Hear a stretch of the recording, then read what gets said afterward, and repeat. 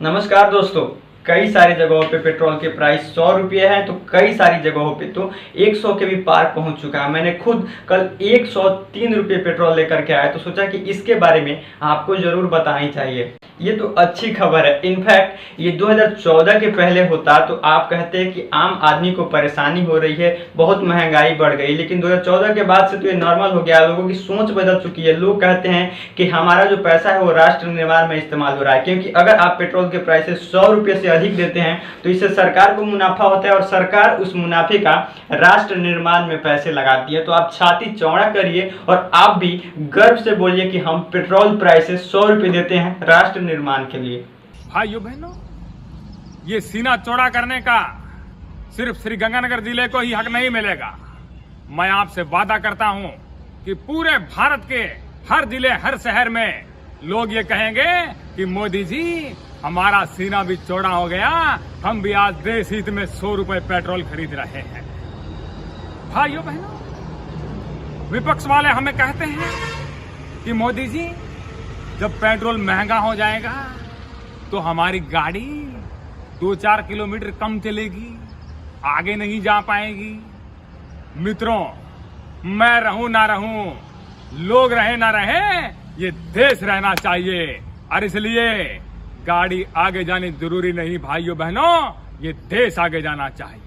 मजाक को साइड करते हैं, सरकार को क्रिटिसाइज करने की कोई जरूरत नहीं है। बस ये समझने की कोशिश करते हैं कि पेट्रोल और डीजल के प्राइसेस आखिर इतने महंगे क्यों होते जा रहे हैं। आखिर जो क्रूड ऑयल इंपोर्ट किए जाते हैं उससे कितना इम्पैक्ट पड़ता है पेट्रोल डीजल के प्राइसेस पे। आइए गहराई से समझते हैं।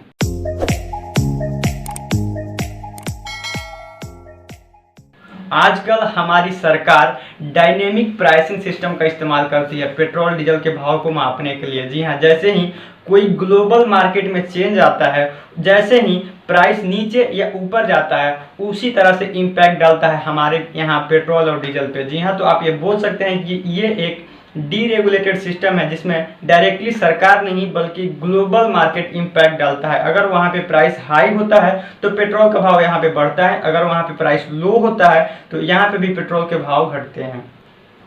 ये सुनकर आपके दिमाग में काफ़ी सारे सवाल उठ रहे होंगे। मैं उन सारे सवालों का जवाब इसी वीडियो में दूंगा, लेकिन ऐसा पहले हिस्टोरिकल नहीं होता था। पहले इसे गवर्नमेंट ही डिसाइड करती थी कि आखिर पेट्रोल और डीजल के प्राइस कितने होने चाहिए, लेकिन इसके कई सारे नुकसान थे, क्योंकि सरकार चाहती तो थी कि पेट्रोल के प्राइसेस को कम किया जाए, लेकिन अपने कई सारे फायदों को देखते हुए कई लोग इसमें बताने वाले थे जिनके चलते वो पेट्रोल की प्राइसेस कभी नीचे कभी ऊपर करते थे, जिससे लोग गुस्सा हो जाते थे। साथ ही साथ कितने टैक्सेस रखने हैं, बहुत सारे तरीके का दिक्कतें आता था, जिससे 2010 में मनमोहन सिंह जी की सरकार ने पेट्रोल के भाव को डीरेगुलेट कर दिया। साथ ही साथ 2014 में नरेंद्र मोदी जी की सरकार ने डीजल को भी डीरेगुलेट कर दिया, जिसमें पहले और 16वें दिन प्राइस को चेंज किया जाता था ग्लोबल मार्केट के अकॉर्डिंग। आपको पता ही होगा कि पहले 15 दिन तक पेट्रोल और डीजल के प्राइस कांस्टेंट रहा करते थे। जैसे ही कोई चेंज होता था अगर ग्लोबल मार्केट में बीच में, तो 15 दिन के बाद ही चेंज किया जा सकता था। लेकिन 16 जून 2017 को एक नई नियम लागू की गई, जिसमें से हर दिन सुबह 6 बजे प्राइस को रेगुलेट करके चेंज किया जाना शुरू हो गया। इसके बेसिकली 2 रीजंस थे। पहला ये कि इससे इंस्टेंट डिसीजन लिया जा सकता था, क्योंकि ग्लोबल मार्केट अगर मान लीजिए अभी चेंज हुआ तो कल सुबह 6 बजे से ही आपको प्राइस में देखने को मिल जाता था कि हाँ भाव बढ़ा है या घटा है।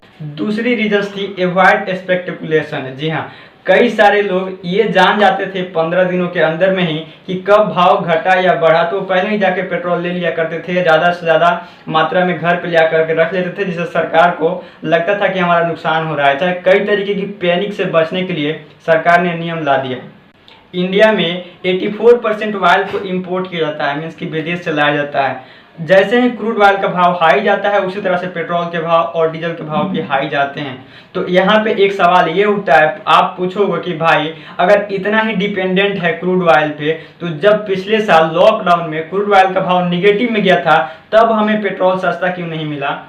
तो ये बड़ा ही वाजिब और बड़ा ही शानदार सवाल है, मैं इसका जरूर जवाब देना चाहूँगा। सरकार पेट्रोल प्राइस को टैक्सेस से कंट्रोल करती है। जी हाँ, जब क्रूड ऑयल का प्राइस हाई होता है तब सरकार पेट्रोल की प्राइसेस को हाई कर देती है। लेकिन वहीं जब क्रूड ऑयल का प्राइस लो होता है तब सरकार अपनी टैक्सेस को बढ़ा देती है, बल्कि पेट्रोल की प्राइसेस को कम नहीं करती है। चलिए मैं आपको फ्यूल का इकोनॉमिक्स को समझा देता हूं। अगर आप 86 रुपया पेट्रोल भरवाते हैं पर लीटर के हिसाब से, तो उसका बेस प्राइस सिर्फ 29.3 रुपया होता है। उसके बाद एक्साइज ड्यूटी लगता है 32.98 मीन्स की 33 रुपया लगभग, मीन्स की बेस प्राइस से भी 4 रुपया ज़्यादा।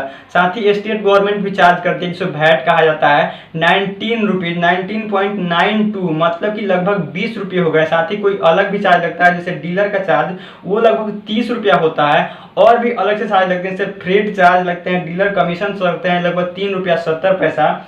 टोटल मिलाकर के होता है 86 रुपया। तो अगर आप 1 लीटर पेट्रोल लेते हैं तो इसमें से लगभग 60% पैसा जो सिर्फ टैक्सेस और कमीशन में जा रहे हैं। इन सारे टैक्सेस में अगर हम बात करें स्टेट्स की तो 5 से 10 रुपये तक बढ़ाया है, लेकिन सबसे ज़्यादा अगर दोष दिया जा सकता है तो वो सेंट्रल गवर्नमेंट को, जो लगभग 13 रुपया तक बढ़ा चुका है। जी हाँ, एट द बिगिनिंग ऑफ 2020 के शुरुआत में ये टैक्सेस 19 रुपया 98 पैसा था, जो अभी के समय पे 2021 में 32 रुपया 98% पेट्रोल पे कर दिया गया है। वहीं अगर हम डीजल की बात करें तो ये टैक्सेस 15 रुपया 83 पैसे था, जो अब बढ़ा करके 31 रुपया 83 पैसा कर दिया गया है, जो स्टेट गवर्नमेंट को नहीं बल्कि सेंट्रल गवर्नमेंट के खाते में जाता है। और दुख की बात यह है कि आज भी जब भी मोदी जी आते हैं तो बताते हैं कि ये सारी कांग्रेस की देन। ऐसा नहीं है कि भारत में ही सिर्फ पेट्रोल महंगा है, इससे भी ज़्यादा कई सारे देशों में महंगा है, या सस्ता भी ज़्यादा कई सारे देशों में है, जैसा कि Venezuela, Iran, Angola, Algeria, Kuwait, Sudan, Kazakhstan, Qatar जैसे देशों में तो अभी भी पेट्रोल का प्राइस 1 रुपये से लेकर के 30 रुपये के बीच में है, जैसा कि आप स्क्रीन पर देख रहे हैं। साथ ही साथ मैं अगर बात करूँ, कई सारे ऐसे देश हैं जैसे Singapore, Norway, Hong Kong, Iceland, Italy जैसे देशों में तो 111 रुपये से लेकर के 144 रुपये तक पेट्रोल है। वहीं पे सबसे ज़्यादा महंगा की अगर बात करें तो वो हांगकांग में है, जो 144 रुपये से भी ऊपर है। दूसरे देशों में पेट्रोल की प्राइस को महंगे देखकर खुश नहीं होना है, क्योंकि अगर वहाँ की कमाई की हम बात करें, एग्जाम्पल लेते हैं जर्मनी की, वहाँ पे आम लोगों की इनकम एवरेज है 2 लाख से 3 लाख रुपया। यहाँ की लोगों की इनकम है 10,000 से 30,000 के बीच में। लेकिन अगर पेट्रोल प्राइस की तुलना करें तो यहाँ पे 100 रुपये, वहाँ पे 115 रुपये, मीन्स की लगभग 10% का ही सिर्फ इजाफा है जर्मनी। लेकिन अगर कमाई की तुलना करें तो यहाँ से 10 गुना ज़्यादा लोग जर्मनी के कमाते हैं। मीन्स कि अगर देखा जाए तो हम लोग पेट्रोल का प्राइस 10 गुना प्राइस दे रहे हैं जर्मनी के मुकाबले। मैं आपको सिंपल इकोनॉमिक्स को समझा देता हूँ कि आखिर क्रूड ऑयल का भाव इतना ऊपर क्यों जा रहा है। जैसे डिमांड जब ज़्यादा होता है और सप्लाई कम होता है तो अपने आप प्राइस हाई चला जाता है। अगर डिमांड कम हो और सप्लाई ज़्यादा हो तो प्राइस नीचे गिर जाती है। जैसे पिछले साल आपने देखा होगा कि जब लॉकडाउन लगी थी, सारे यातायात रुक गए थे, एरोप्लेन चलना बंद हो गई थी, तो अपने आप डिमांड कम हो गया था लेकिन सप्लाई उतना ही था, इसीलिए क्रूड ऑयल का भाव निगेटिव में चला गया था। लेकिन जैसे जैसे अब लॉकडाउन खुल रहे हैं, वैक्सीनेशन होना शुरू हो गया है, तब क्रूड ऑयल का भाव इसलिए ऊपर जा रहा है क्योंकि डिमांड ज़्यादा है, सप्लाई उतना ही है या कम कह सकते हैं, तो अपने आप प्राइस ऊपर जाएगा ही। अगर हम स्टेट वाइज भी देखने की बात करें पेट्रोल की प्राइसेस को, तो आंध्र प्रदेश में 87.24, असम में 90.44, इस तरह बिहार, छत्तीसगढ़, गुजरात, हरियाणा, हिमाचल प्रदेश, जम्मू कश्मीर, झारखंड के बारे में आप यहाँ पे देख सकते हैं। गौर करने वाली बात यह है कि हम जहाँ से हैं बिहार से, सबसे ज़्यादा प्राइस अगर देखें इस लिस्ट में तो 96.9 मीन्स की लगभग 97 रुपये पर लीटर बिहार का दिख रहा है। तो इसीलिए इस पर तो लाजमी है कि आवाज़ उठनी चाहिए, नीतीश कुमार जी का भी दोष है। जब क्रूड ऑयल का प्राइस ऊपर जाता है तब सरकार पेट्रोल डीजल की प्राइसेस बेहिचक ऊपर करती है, लेकिन जब क्रूड ऑयल का भाव नीचे जाता है तो सरकार बिल्कुल भी डीजल और पेट्रोल की भाव कम नहीं करती, बल्कि सिंपल टैक्स बढ़ा देती है ताकि पेट्रोल डीजल की भाव कांस्टेंट रह सके। सरकार की ये नीति आपको कैसी लगती है? क्या इसमें बदलाव करने की जरूरत है या नहीं? हमारे साथ आप भी मिलकर के आवाज़ उठाइए। मिलते हैं आपको अगले वीडियो में, तब तक के लिए कमेंट जरूर करिएगा कि आप किस जगह से इस वीडियो को देख रहे हैं और वहाँ पे पेट्रोल की प्राइसेस क्या है। मिलते हैं आपसे अगले वीडियो में, तब तक के लिए दीजिए इजाज़त। जय हिंद।